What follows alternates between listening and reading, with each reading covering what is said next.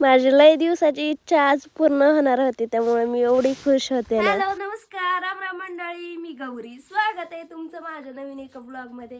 तेव्हा काही ही बाई गेली होती बरं का कामाला वर गावाक. त्यांनी मला मध आणलंय. मध मी तुम्हाला आता दाखवते. मध हा तो काढलाय, दादानी काढला असेल ते उघड. कसं आहे ओरिजिनल, फक्त त्या डब्यात आहे, काठीला राहते.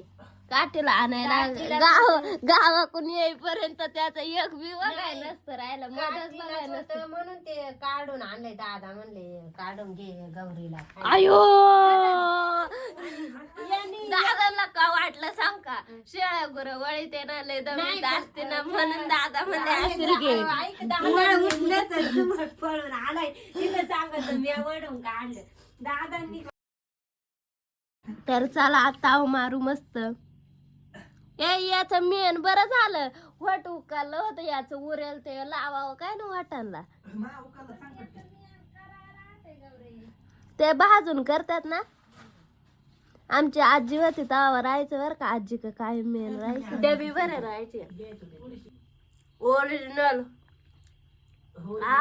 इतकं भारी लागते ना. मला लय दिवसांपासून वाटायचं की मला मध कधी खायला भेटेल, आणि आज फायनली ते खायला भेटलं.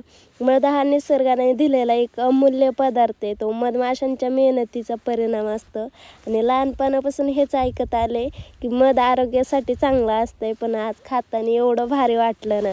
आजचा अनुभव मला हे शिकवतो की निसर्गाशी जोडलेले साधे पदार्थ आपल्याला आनंद आणि समाधान देतात. आजचा दिवस गोड झाला कारण मी मध खाल्लं. तुम्ही मध खाल्लंय का नाही कमेंटमध्ये नक्की सांगा.